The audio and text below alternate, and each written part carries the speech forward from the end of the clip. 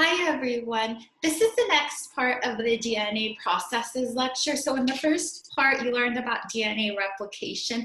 That's DNA making a copy of itself and the enzymes it involves, such as DNA polymerase, where we take DNA and we add nucleotides to make another piece of DNA. And that happens before binary fission in bacteria, before cell division. So now we're going to talk about protein synthesis. So this is something else, another process that our cells do with DNA. So I want everyone to separate these completely different processes apart because you tend to learn about them together, but they are different things. So you learned about replication. Now we're going to learn about protein synthesis. So DNA can be used to make protein. That is the function of your DNA or your genes. And remember, your genes or your DNA means the same thing. So when we look at someone's DNA or a bacteria's DNA, you can see pieces of genes. And again, the function is to make protein. So DNA and RNA code for protein, and RNA is the middleman between this conversion of DNA to protein. So to make protein from your DNA, such as to make the melanin color or melanin pigment, you have the DNA to make melanin. So you have your DNA, it gets converted to a molecule of RNA, and RNA gets converted to protein. And the whole process of protein synthesis consists of two parts. The conversion of DNA to RNA is called transcription, and the conversion of RNA to protein is called translation.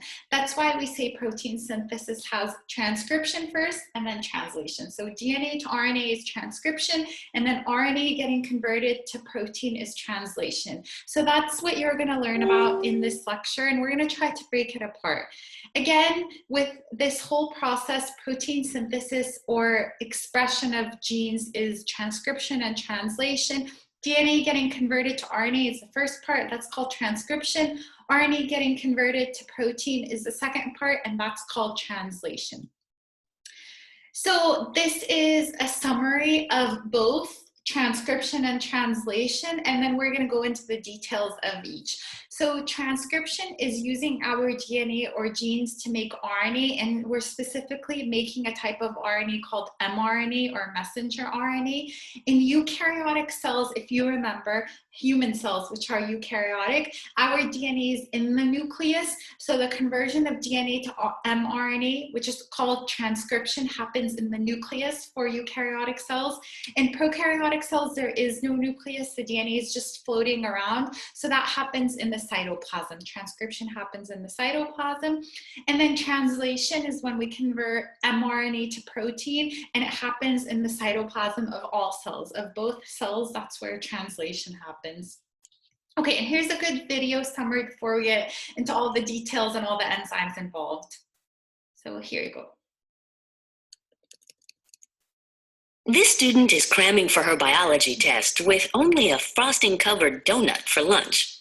Specialized cells in her pancreas respond to the increasing amount of sugar in her blood by releasing insulin, a small protein that regulates blood sugar levels. So let me pause here. So here they're saying that an individual has the gene for insulin. Insulin is a protein. So when this individual, when she ate a donut, her body is going to make more insulin. But she has the gene for insulin, the DNA for insulin. There's a type of diabetes, which we will learn about, where those individuals do not have the gene for insulin, so they cannot make insulin. So that's why we have a big portion of our population that is diabetic, because they do not even have that gene that codes for insulin. So now we're going to see how that gene or that DNA gets made into RNA, which is transcription, and that RNA or mRNA specifically gets made into the protein insulin. Let's go inside one of these cells to see how this protein is manufactured.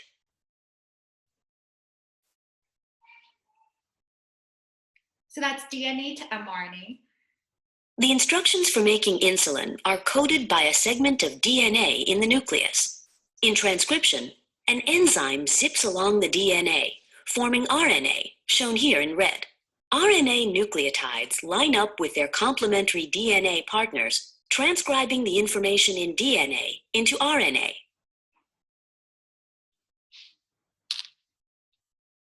Okay, Here we're talking about eukaryotic cells. I know they're talking about a eukaryotic cell because they showed a human, but more importantly, they said that transcription happened in the nucleus. Now, in eukaryotes, another thing that happens before translation is RNA processing, which we'll talk about later. But please keep in mind that RNA processing does not happen in prokaryotic cells. It does not happen in bacteria. RNA grows, it is processed in several ways. First, a modified guanine nucleotide is added to the beginning as a cap. Also, segments of the RNA strand that do not actually code for the protein are removed, and the remaining segments of RNA are reconnected. Finally, extra adenine nucleotides are added to the end of the RNA strand, forming a tail.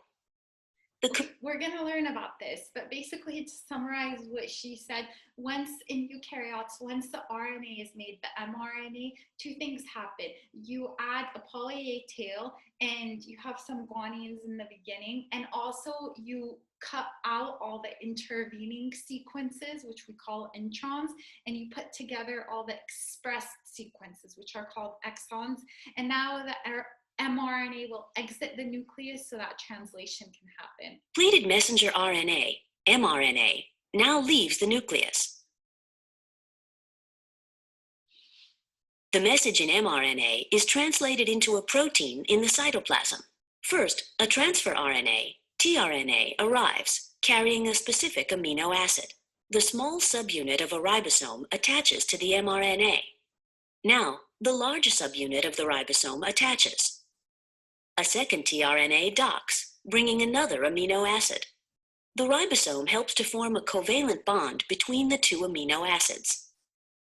The mRNA shifts, and the first tRNA leaves. A new tRNA brings another amino acid. The ribosome helps to form a new bond, and the process is repeated. Notice that one end of a tRNA molecule has a set of 3 bases called an anticodon that pairs with complementary bases on the mRNA. The other end of the tRNA carries a specific amino acid. Different types of tRNAs carry different amino acids. In this way, the message in mRNA is translated into a specific sequence of amino acids. So remember that protein is made up of amino acids. That's why in the video they were saying that we take the mRNA and we make protein by converting specific sequences, which are called codons, on it into amino acids. So now let's talk about transcription. Let's focus on the first part. Remember that here we're taking your genes or your DNA and we're converting them to mRNA, and that's also happening in bacteria. So transcription, the conversion of DNA to messenger RNA, is unidirectional, meaning it happens in one direction. So remember with replication, which is a completely different process, when we're doing DNA replication is bidirectional. It means that the DNA is copied in both directions. With transcription, it's just transcribed DNA is converted to mRNA in one direction, and either DNA strand, remember DNA is double-stranded, can be used as a template to make your messenger RNA. So here's our DNA. Maybe this is a gene that codes for insulin, or maybe it's a gene that codes for flagella or a toxin that bacteria want to make. So transcription is happening and we're transcribing this DNA into an mRNA molecule. So here, if we look at these molecules, we see that if we're using this strand right here as our template, what's complementary to T in mRNA or RNA is A, C is G, C, A is U. So this is the first time that we see uracil. Remember, RNA has uracil, it doesn't have thymine, and it's single-stranded. So for transcription, the order of events, order of enzymes is RNA polymerase, which is an enzyme that makes RNA. Remember, DNA polymerase is an enzyme that makes DNA. So we saw DNA polymerase in replication. Now we're trying to make RNA, so we're using a different enzyme. So you have your DNA or your gene, and you're trying to make mRNA from it. So an enzyme, RNA polymerase, will go and will sit on the gene, on the DNA, to transcribe it into mRNA. Now, the area where it sits is called the promoter sequence. So the RNA polymerase recognizes a specific set of sequences. Lots of times it's T's and A's, so it's called the Tata box. So the RNA polymerase will sit there on the promoter sequence, and it will melt that piece of DNA a little bit, and it'll start making a piece of RNA by adding complementary nucleotides to the DNA. So when it sees A on DNA, for the new mRNA, it'll add U. When it sees C, it'll add G. When it sees G, it'll add C. When it sees T, it will add A. So, and the growth of RNA, the direction it's made in is 5' to 3' growth. And we always see 5' to 3' growth because we can only add nucleotides on the 3' end. And then your RNA polymerase, if this is my DNA sequence, it will go sit on the promoter sequence. It will transcribe, making your RNA, and it will stop transcribing once it hits a sequence on the gene or the DNA called a terminator sequence. And then your mRNA is released and transcription is done. So DNA was converted to mRNA. So to summarize this slide, here's your gene that you want to transcribe. RNA polymerase will come, it will sit on the promoter sequence of the DNA, transcribe, and then once it hits a terminator sequence on the DNA, the RNA polymerase will be released, and then your piece of mRNA is done and it's ready for translation. So here we're seeing the same thing. So here is our DNA. RNA polymerase will come, the enzyme, and the transcription will begin at the promoter site, and it will keep transcribing until it hits a terminator sequence on the DNA. So here's a video. The first step in protein synthesis is transcription of RNA from DNA. The portion of the DNA that is transcribed into an RNA molecule is called a transcription unit. An enzyme called RNA polymerase carries out transcription. With the help of protein transcription factors, it attaches to the beginning of a region of the DNA called the promoter, pries the DNA strands apart, and untwists a short portion of the double helix. So RNA polymerase moves along the DNA, pairing up RNA nucleotides with their DNA complements, adding nucleotides to the end of the growing RNA molecule. Here's a close-up view of elongation. Only one DNA strand, the template strand, serves as a template for RNA synthesis. RNA polymerase moves along the DNA strand in the 3' to 5' direction, adding nucleotides to the 3' end of the RNA chain. Okay, so basically what he's saying is that RNA grows in the 5' to 3' direction because you can only add nucleotides to the 3' end. Note that U in RNA pairs with A in DNA. Once transcription is complete, RNA polymerase releases the completed RNA and detaches from the DNA.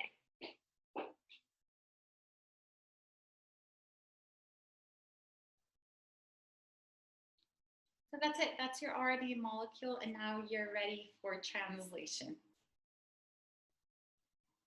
So to summarize, again, RNA polymerase comes, it goes and it finds the DNA promoter sequence. That's where it sits. It transcribes until it hits a terminator sequence on the DNA. And now your mRNA, your messenger RNA, is released, and you're ready for translation.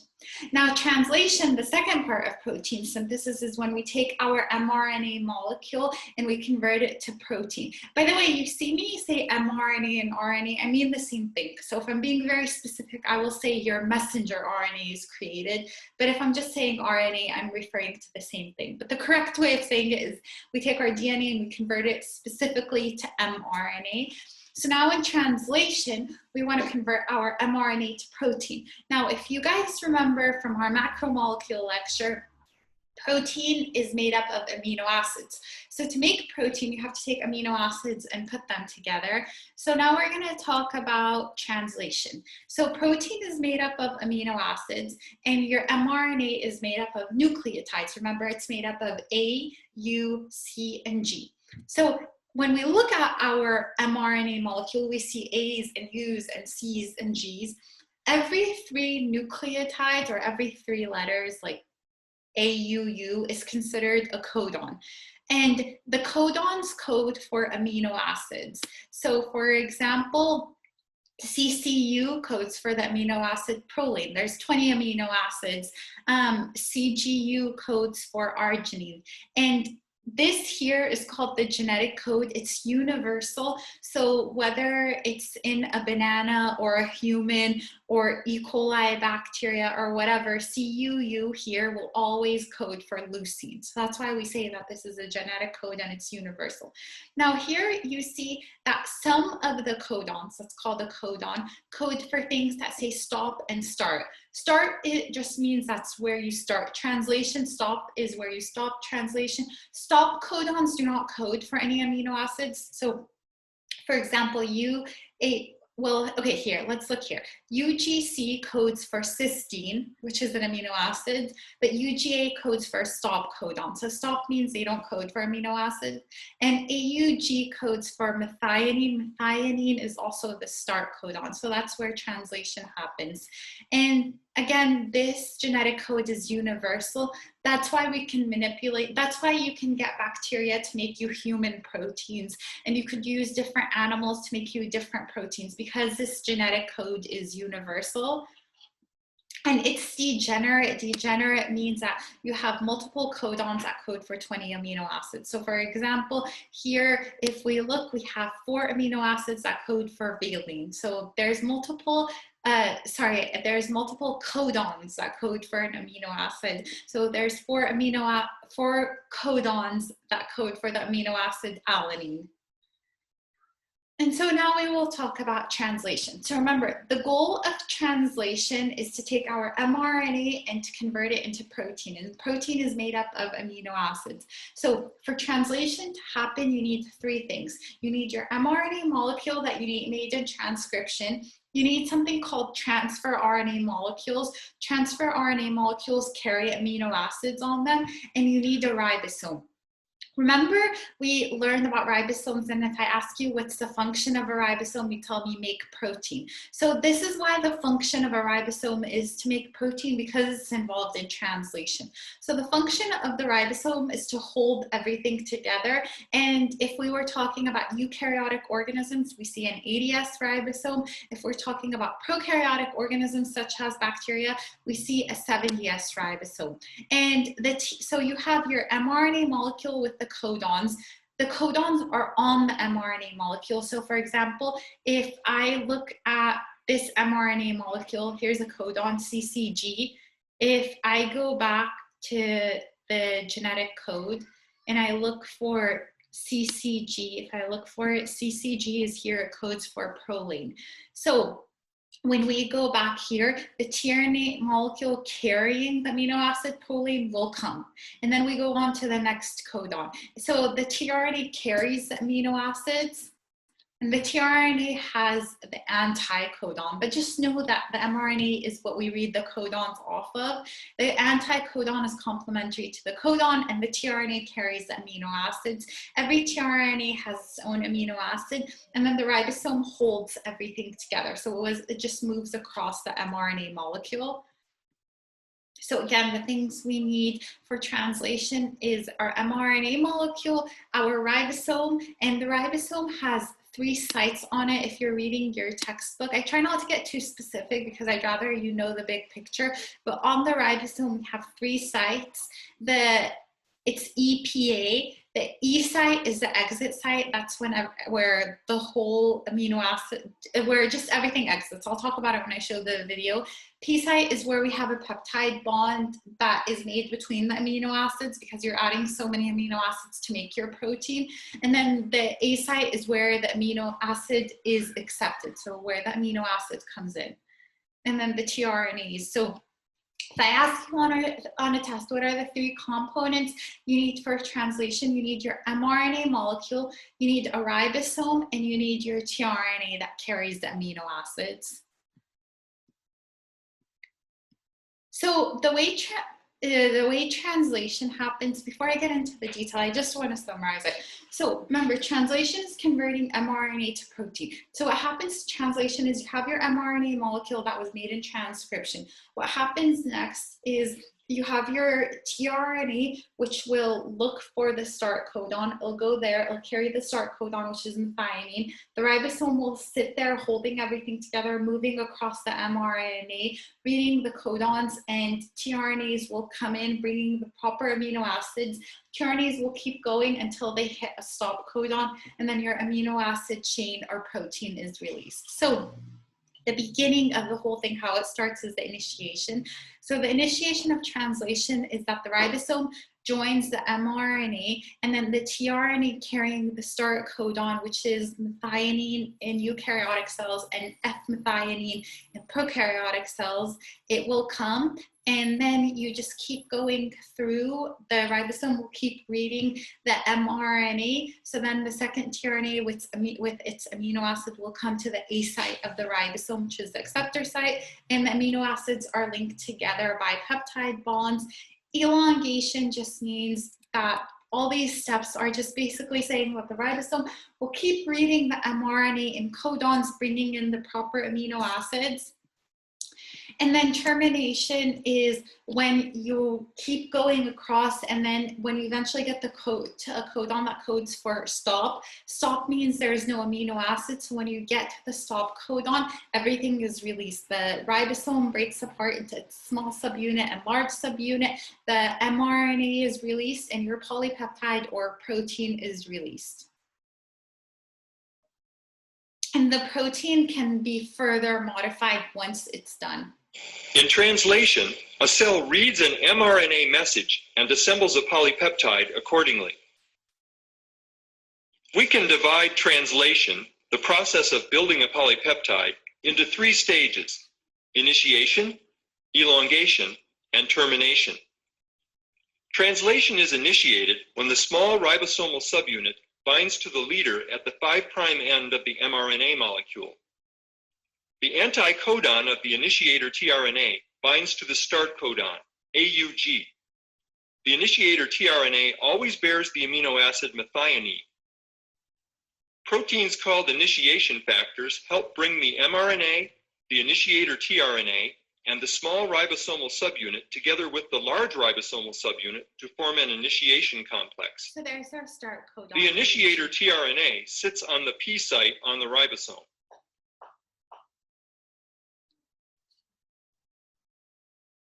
Elongation of the polypeptide now occurs, with amino acids being added one by one. The codon in the A site of the ribosome pairs with the anticodon of the appropriate tRNA molecule. So I know that GUA codes for valine, so the tRNA carrying the amino acid will come that has valine. Then our next codon is CGG. So you go and you look at the genetic code and you see what that codes for. That tRNA coding for this amino acid will bring it in, and you keep going until you hit a stop codon. Once a stop codon is hit, everything just falls apart. You have your amino acid and your ribosome. Okay, so now we're going to summarize protein synthesis in prokaryotes and eukaryotes.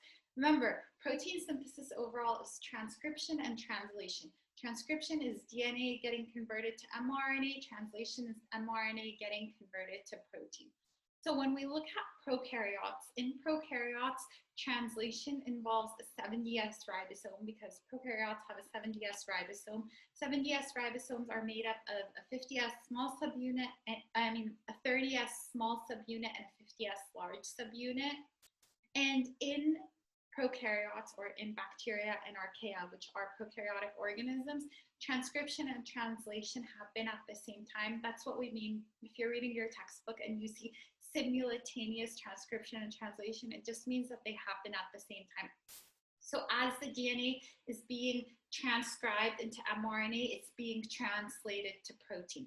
The reason why this happens in prokaryotic cells is prokaryotic cells are relatively small, simple cells, so everything is happening at the same time. And also in prokaryotic cells, our mRNA can be polycistronic. Polycistronic is a fancy word for saying that an mRNA can carry multiple genes. So you can have one mRNA molecule that has like 3 genes on it that code for multiple proteins.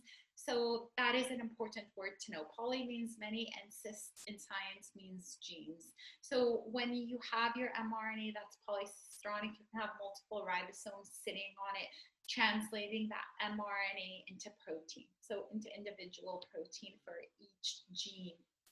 So that's the summary of prokaryotes. Now, eukaryotes are a bit more complex. In eukaryotes, we see an 80S ribosome, which consists of a 40S small subunit and a 60S large subunit. So here is our 80S ribosome. That's the large subunit right there, and here is the small 40S subunit. In eukaryotes, transcription happens first and translation happens second. It's not simultaneous. So first transcription and then translation, and transcription in eukaryotes happens in the nucleus because our DNA is in the nucleus, and then the mRNA leaves the nucleus and translation is done in the cytoplasm where the mRNA is converted to protein.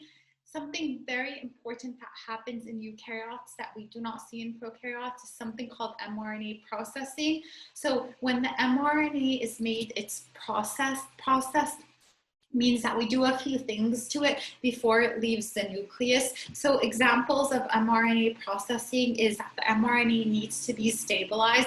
mRNA can be degraded quickly, so the way to stabilize it is we add a cap in the beginning of the mRNA, and we add a lot of adenines in the end of the mRNA. The adenines are called a poly-A tail, poly-many-A adenine. So that's one way of stabilizing the mRNA molecule. Something else that happens to the mRNA is mRNA splicing. Splicing means cutting. So for the mRNA, there's intervening sequences called introns. We want to cut those out. So intervening sequences don't code for anything. So they're cut out, and exons, which are the express sequences, are put together, and now your mRNA is processed and it can leave the nucleus, and translation happens where our mRNA is converted to protein.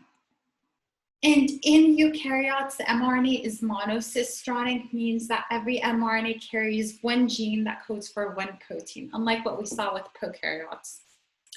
So now we're going to talk about gene regulation. So now you learned about how genes are expressed into protein because genes are DNA. So we're going to talk about how do your cells regulate it. A lot of people may not know, but for example, if you look at cells in your saliva or a skin cell or a heart cell, they all contain the same DNA, but they function differently. And the reason they function differently is because some genes are on in your brain cells that are not on in your skin cells. So those cells have the same DNA, it's just we turn some genes off and some genes on, and that's what gene regulation is. So not all genes need to be turned on all the time for cell functioning. It's the same thing with bacteria. For example, if you're a bacteria that produces, you have a gene for a toxin, and that toxin is supposed to harm like a predator, or it's supposed to hurt a human cell, there is no need to have that toxin on all the time unless you feel like you're being threatened as a bacteria.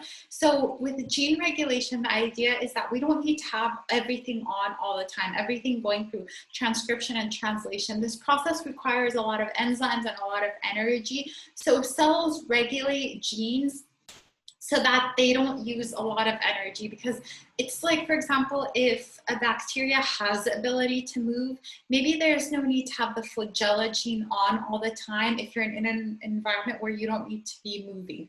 So vital genes are on all the time. So there's genes that code for replication enzymes, DNA polymerases, RNA polymerases, those are on all the time. So those are transcribed and translated all the time. But most genes, such as genes for like motility, digestion, like the video before talked about the insulin gene, there is no reason to be making insulin all the time, or maybe you make it at different varying amounts. So that's what gene regulation. So gene regulation is to regulate genes so they're on when needed and off when not needed. Ways to regulate genes, we can regulate them at the pre-transcriptional level. So when we're in class, I always write this on the board for students. Remember, transcription is DNA to RNA. RNA to protein is translation. So anytime we're affecting the DNA, that's pre-transcriptional control, because pre means before.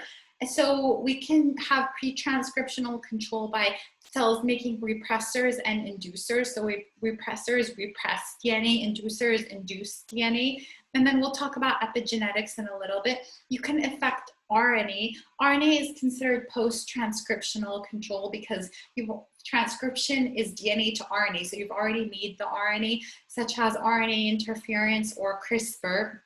And then translational control is when you start affecting the protein, so you don't make protein from the mRNA. Now, if a cell realizes that it doesn't need to make something, it's much wiser to control it at the pre-transcriptional control or post-transcriptional control level rather than the translational control. So that's why most regulation is at the transcriptional control early on before it's made, because you've wasted so much energy if you wait until like insulin is made and then the cell realizes it doesn't need it. So that's why we want to control it early on. So there's many different examples of gene regulation. We're going to talk about a few. One example of gene regulation that we're going to talk about is operons. Operons can be a very complex topic for students, so you learn about it in genetics, and I'm going to try to make it as simple as possible, but please realize that it is a very complex topic. So in bacteria and operons, when I talk about operons, I'm talking about bacteria, not eukaryotic cells. In bacteria, genes are found in operons. So what an operon is you have a DNA promoter, multiple genes, and they're regulated by something called an operator. So you have your promoter. Before every gene, there's a promoter, and then you have an operator, and then you have multiple genes. That's what an operon is. So multiple genes, promoter, operator, multiple genes. So keep that in mind. So the promoter is where RNA polymerase binds. Remember when we learned about transcription, we said that RNA polymerase will come, bind on the promoter, transcribe until it hits a terminator sequence. So the DNA promoter is where RNA polymerase binds. The operator is where you can have regulators bind, such as repressors or activators, and their name is exactly what they mean. So there are molecules in cells called repressors. Repressors repress transcription. Activators activate transcription. And then you have your multiple genes. So that's what an operon is. So we're going to talk about an example of two operons. In bacteria, we see something called the lactose operon, which is sometimes just called the lac operon, and the tryptophan operon, which is sometimes just called the trip operon. So right now I'm going to talk about the lactose operon. The lactose operon is an operon that consists of genes to break down lactose. So the genes are there. So some bacteria have genes that allow them to break down lactose. The genes specifically code for enzymes or proteins that allow them to break down lactose. Lactose is a sugar. So if you're a bacteria and you have the lac operon, that is a great thing because you can use lactose sugar. Now, if you have the lac operon, so if you're a bacteria and you have the lactose operon, again, the lac operon is just a fancy word of saying multiple genes that are there to make enzymes to break down lactose. I wish I had the students in front of me because I would ask you, does it make sense to be creating genes that break down lactose all the time? And the answer is no, it doesn't. You should only make those genes when you actually encounter lactose as a bacteria. So this lac operon, its default state is off and it can be turned on. And what turns it on or induces it is lactose. So when bacteria encounter lactose, they turn on this operon, but its default state is off. And this makes sense. There's no need to make these enzymes that break lactose if there's no lactose. So what if you're a bacteria that uses glucose? There's no need to use all this energy. So the lac operon, its default state is off and it's inducible. It can be inducible means turned on. So it can be induced by lactose. So inducible operons are always off. And the way it's always off is there's a repressor that sits on the operator. And so when RNA polymerase comes and sits on the promoter, there's a huge repressor physically stopping transcription from happening. So that's what an inducible operon means.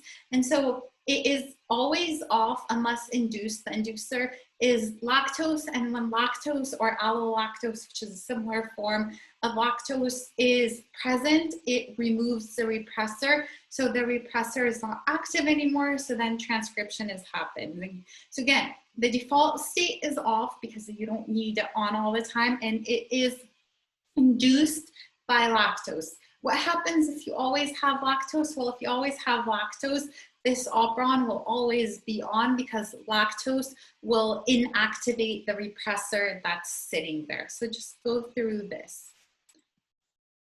Okay, so that was the lac operon. So this explains exactly what I was saying. So the lac operon, its default state is off because there's a repressor sitting on the operator. If we have lactose present, lactose will inactivate the repressor so that RNA polymerase can go and transcribe those genes. So now we're going to talk about a completely different operon, the tryptophan operon, which is sometimes called TRIP. So tryptophan is an amino acid and it's essential. In the essential means it's absolutely 100% needed. The tryptophan operon has multiple genes that code for making up tryptophan. So if I tell you that this enzyme is essential, it's absolutely needed, does it make sense that this operon is on all the time? And the answer is yes. So it's the TRIP operon, its default state is on because you need to make tryptophan all the time. But it can be repressed or turned off if tryptophan is present. So if you're an organism, if you're a bacteria, you need to have tryptophan, otherwise you will die. So your TRIP operon in bacteria is always on. But let's say you're in an environment in lab where the person growing you is adding tryptophan, there's no need to use the energy to make your own tryptophan. So tryptophan can be turned off, can be repressed if you supply it with tryptophan. Tryptophan operon can be repressed by tryptophan. So it's always on. That's its default state, but it will be turned off or repressed if tryptophan is present. So tryptophan is a co-repressor. So when we look at the operon, remember the operon has a promoter, an operator, and the genes. On the promoter, that's where you have RNA polymerase sit. For the tryptophan operon, always you'll have RNA polymerase come, sit on the promoter, transcribe all those important genes, and then fall off when it hits the terminator. But if tryptophan is present, tryptophan will go and act as a repressor and sit on the operator. So that's what the TRIP operon is. So tryptophan is a co-repressor because it activates the repressor itself. So that's it with the lac operon and the TRIP operon. The tryptophan operon is default on and it's a repressible operon and it's repressed by tryptophan. For the lac operon, its default state is off, but it can be induced if lactose is present, and so it's called an inducible operon. Okay, now we're going to talk about another form of gene regulation, which is epigenetics. Epigenetics is a form of controlling DNA, so it's a type of pre-transcriptional control, and we see it in eukaryotic cells and prokaryotic cells. Epigenetics is somewhat of a controversial field, but I'm just going to talk about what's known, at least textbooks and what we know now. So epigenetics are saying that DNA modifications DNA modifications can happen due to the environment. So this can lead to your genes being activated or repressed, and this can potentially be passed down to future generations. So the DNA in cells can be changed by the environment, such as diet, lifestyle, drugs, stress. Stress is a big one, so we talk about this with students. So there have been studies that say that immense levels of stress can change someone's DNA, and that DNA can potentially be passed down to their offspring. And this DNA can be activated or repressed. So maybe you have important genes that are turned off or turned on. So cells can turn genes off by adding a methyl group. That's called DNA methylation. So we see that in epigenetics. And then histone modification, which we see in eukaryotic cells, is where you turn genes on or off by either having a lot of histones that help DNA be very tightly bound on each other, or have very little histones. So that, again, this whole epigenetics is an idea of turning genes on, DNA on or off based on environmental things. So these modifications can be inherited, but they may not be permanent, so it's still a big area of research with regards to epigenetics. But what I do want you to know from this slide is it's pre-transcriptional control because you're controlling the DNA. Transcription is DNA to RNA. Another interesting area of gene regulation is RNA interference. So, by the way, this is a big area, that RNA interference is a big area of research with coronaviruses right now. Because when we learn about viruses, you're going to learn that some viruses are RNA viruses and some viruses are DNA viruses. So coronaviruses are RNA viruses. So the specific coronavirus that we have right now that's causing COVID-19, what a lot of biotech or pharmaceutical companies are working on is silencing the RNA or interfering with the RNA of the virus. So you may be reading this in the news, but whenever we're affecting RNA, that's a type of post-transcriptional control. So microRNAs are seen in humans, and so microRNAs are little pieces of RNA that basically go on and bind. So here, let me show you this video. So you have these little pieces of RNA that go and bind to the RNA molecule, and RNA does not function properly if it's double-stranded. So when you make it double-stranded, you're in essence inhibiting protein production in eukaryotes and some viruses. So this is what a lot of research companies are working on. So what they do is they look at the RNA of coronaviruses, they get the sequence of that RNA, which has A's and U's and C's and G's, and they look at the specific components of the RNA that are creating proteins that are making us sick. And what they do is they design these small pieces, these microRNAs that will go and bind to those disease-causing RNA molecules. And when you make RNA double-stranded, it's not functional anymore. So microRNAs are seen, again, with eukaryotes and some viruses. And then another thing is short interfering RNA sequences. So again, this is also a term, a concept that we see with viruses. And so with short interfering RNA, you have synthetic RNAs that are designed and they target a specific mRNA. So both of these are areas of research in viruses to control the viruses from causing people sick and from making people sick. And we're also seeing them in vaccine production.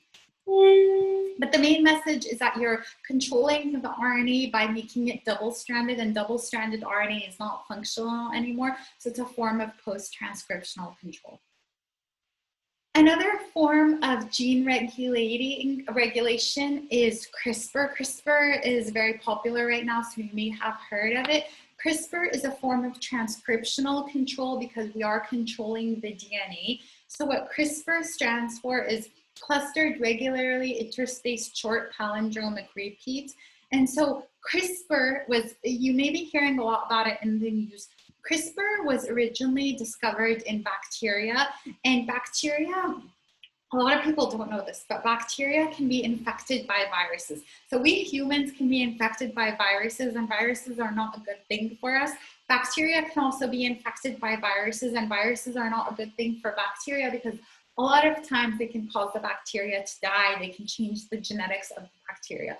So bacteria have developed a form of immunity against viruses called CRISPR.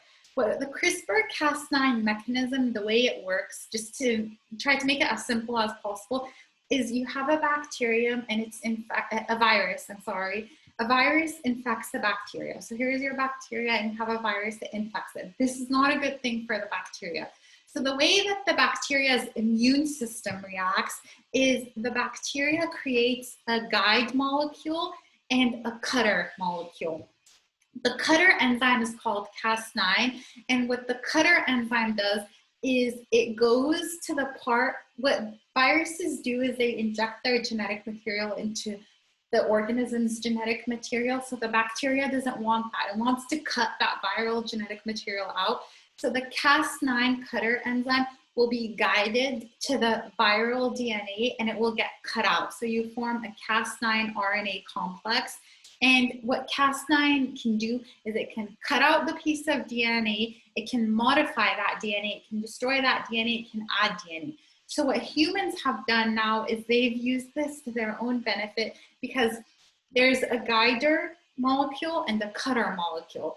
Now, when we step away from bacteria, this can be beneficial for humans because we can use this for disease. So if someone has a certain disease because they're lacking the gene, we can use CRISPR to insert that gene back in. If someone has a disease because that gene has been modified, you can go with CRISPR and modify the bases. Or so you can add genes, insert, you can add genes, delete genes, adjust genes. So that's how we're using this in the pharmaceutical aspect. So again, it's composed of two molecules. One molecule guides the cutter enzyme to the correct location because you don't want to cut out good DNA. This is where the controversy with CRISPR comes up. CRISPR is amazing technology in medicine that we have, but the reason why people are also scared and saying that it still needs a lot of research is we're worried that the molecule may, even though they're very specific, cut out DNA pieces that are essential. So you have your guider molecule and your cutter enzyme.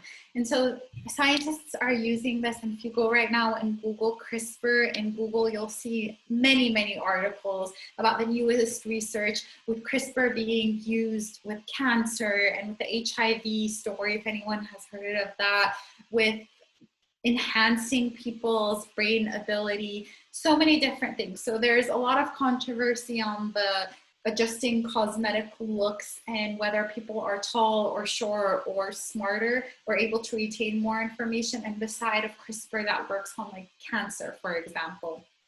So lots of studies that have come out on this. And just to show you two relatively new articles, I'm sure there's many newer articles. We are using CRISPR with malaria. So malaria can be possibly edited by using CRISPR technology, and then a lot of CRISPR studies in cancer. Okay, so that's the end of the DNA processes lecture. So in this lecture, we learned about transcription and translation. And transcription is when DNA is converted to mRNA. Translation is when mRNA is converted to protein, which is made up of amino acids. Here are your study questions.